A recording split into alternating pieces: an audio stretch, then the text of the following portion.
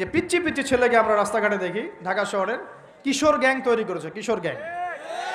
হ্যাঁ, গুন্ডামি। ওই তামিল তামিল কিছু মুভিজ দেখায়, হ্যাঁ, মারামারি করছে, একটা ঘুষি দিলে একদম গাছের উপর উঠে যায়। হ্যাঁ, ওগুলো দেখে দেখে শিখছে, হকি স্টিক নিয়ে চাকু চাপাতি নিয়ে ঘুরে বেড়ায় আছে। আমরা টঙ্গি দিয়ে আসার সময় দেখেছি আমাদের সামনেই, আমাদের গাড়ির সামনেই দৌড় দিয়ে ছো মেরে একটা মেয়ের কান থেকে একদম দুল ছিঁড়ে নিয়ে চলে যাবে। কানে দুল পরে আছে একটা মহিলা, কান টেনে ছিঁড়ে নিয়ে চলে গেল। মোবাইল ফোনে কথা বলছেন, গ্লাসটা খোলা, এইটুক সময়ের মধ্যে ছো মেরে মোবাইল ফোন নিয়ে চলে গেল। হ্যাঁ, এটা আমাদের শহর। ছোট ছোট বাচ্চা কাছে 8-10 বছর, 15 বছর, হাইস্ট 20 বছর বয়স হবে, কিশোর গ্যাং।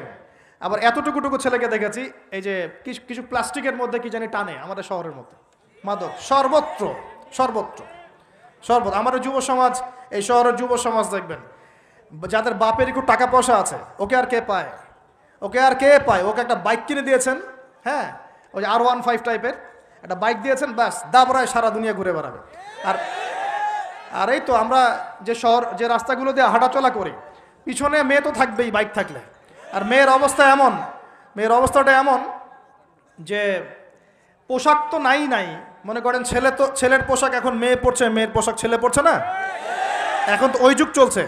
এখন এই পোশাক পরে ছেলেকে পিছন থেকে এমনভাবে জড়িয়ে ধরে যাচ্ছে রাস্তা দিয়ে, ওপেনলি পাবলিকলি, মনে হচ্ছে ওর স্বামী মনে হয়। আপনি কি আপনার স্ত্রীকে নিয়ে এভাবে ঘুরে বেড়ান?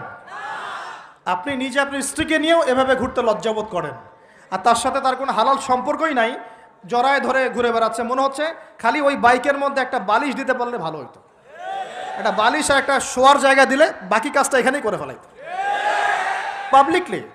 নবীজি এটাই বলেছিলেন যে শেষ জামানায় রাস্তাঘাটে মানুষ জেনা করবে, রাস্তাঘাটে জেনা করবে। এটা দেখার জন্য ঢাকা শহর সবচেয়ে ভালো জায়গা। এখন ঢাকার মতো বড় বড় যে শহরগুলো আছে না, সবগুলো এগুলো জাজল্যমান দৃষ্টান্ত হয়ে আছে। এখন রাস্তাঘাটে মানুষ জেনা করবে। মেয়েকে পড়তে পাঠিয়েছেন, টিউশন দিয়েছেন, ওই টিউশন দিয়েছেন, টিচারের সাথে অবৈধ সম্পর্ক করা শেষ। কোনো জায়গায় টিচারকে বাসায় নিয়ে আসছেন, বাসায় এসে আমার মেয়েকে পড়ায় যান, কত বড় বুদ্ধিমান পিতা আপনি। হ্যাঁ, অলরেডি দেখবেন তার সাথে তার ঘটনা ঘটা শেষ হয়ে গেছে। আর মেয়েরা আপনাকে বলবে না, কারণ কেউ কেউ মানে বাধ্য হয়ে এসব জায়গায় ভিকটিম হয়ে যায়, আবার কেউ কেউ নিজের ইচ্ছাতেই কাজগুলো করে। এমন নয় যে সব মেয়ে ধর্ষিত হচ্ছে ছেলেদের আগ্রাসনের কারণে, ব্যাপারটা এমন নয়। বহু মেয়ে নিজের ভুলের কারণে ধর্ষিত হয়, বহু মেয়ে নিজের খারাপ স্বভাবের কারণেও তার ইজ্জত হারিয়ে ফেলছে। একটা মেয়ে যে রাত্রে যে 12টা 1টা 2টা বাজে বাইক নিয়ে ঘুরছে, ওকে কি রাস্তাঘাটে ঘুরতে 12টার সময় কেউ বলেছিল? এখন যদি এই 2টা 3টা ছেলে মিলে ওকে ধর্ষণ করে, দোষটা কি ছেলেটার হবে না মেয়েটার দোষ নাই? এখানে মেয়ের বাবার দোষ নাই, মেয়ের ফ্যামিলির দোষ নাই। তাহলে আমরা শুধু কেন ছেলেদের দিকে ফোকাস করি কেন? ছেলে তো অপরাধী, ছেলে তো অপরাধ করেছেই, ছেলের তো বাপ আগেই মরে গেছে। ছেলের বাপ যদি বেঁচে থাকতো তাহলে ছেলেকে তো আদব কায়দা শেখাতো, ছেলেকে শেখাতো যে দেখো বাবা, আমরা আমাদের সন্তানদেরকে শেখাই বাবা, সেটা হলো ইঁদুরের মতো বড় হয়েও না, সিংহের মতো বড় হয়েও। ইঁদুর কি করে? ইঁদুর রাতের অন্ধকারে মানুষের বাসায় বাসায় চুপচুপ করে খেয়ে বেড়ায়, দেখবেন তাই না? যারা রাতের অন্ধকারে জেনা করে বেড়ায়, এরা ইঁদুরের মতো।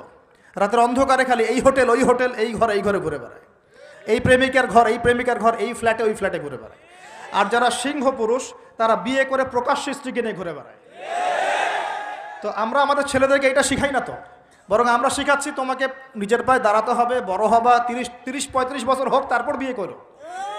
আর এই 18 বছর হয়ে গেছে, 18 থেকে এই যে 30, এই 12 বছরে তার তো যৌবনের তাড়না ছিল। এই তাড়না মেটাতে না পেরে সে পতিতালয়ে গিয়েছে, ওই যে কার ফ্ল্যাটে গিয়েছে, কোথায় কোথায় মাদকের আসরে বসেছে, মেয়েদেরকে নিয়ে এইখানে ওইখানে ঘুরে বেরিয়েছে। আমরা তো এমনও দেখেছি যে গাড়ির মধ্যে ছেলের কোলে মেয়ে ঘুরে ঘুরে বেড়াচ্ছে এখানে।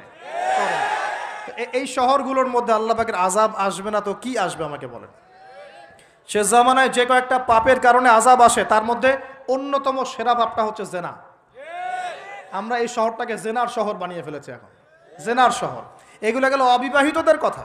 ইভেন ইউনিভার্সিটিগুলোর মধ্যে গিয়ে দেখবে, ইউনিভার্সিটিতে গোল করে গ্রুপ স্টাডি করছে, গোল করে, এবং ছেলের কাপড় মেয়ে পড়ছে, মেয়ের কাপড় ছেলে, কাপড়ের কোনো বালাই নাই। নবীজি বলেছিলেন শেষ জামানায় 2 শ্রেণীর মানুষ আসবে, আমি এদেরকে দেখি নাই। নবীজি দেখেন নাই মানে 1400 বছর আগে ওরা ছিল না। এক শ্রেণী হচ্ছে হাতের মধ্যে মানুষকে মারার কিছু অস্ত্র নিয়ে ঘুরে বেড়াবে, এরা মানুষকে নির্মমভাবে পিটাবে, নির্মমভাবে পিটাবে, নির্মমভাবে মানুষকে পিটাবে। এই শ্রেণীকে আমি দেখিনি, এরা আসবে পরে। আর এক শ্রেণী হচ্ছে এমন এক শ্রেণীর মহিলা বের হবে যারা কাপড় পরেও নগ্ন থাকবে, নিজেরাও আকৃষ্ট হবে, অন্যকে আকৃষ্ট করবে। তো এই মেয়েদেরকে তো দেখতে পাচ্ছেন এখন, পাচ্ছেন না? তার মানে কিয়ামত কাছে না দূরে?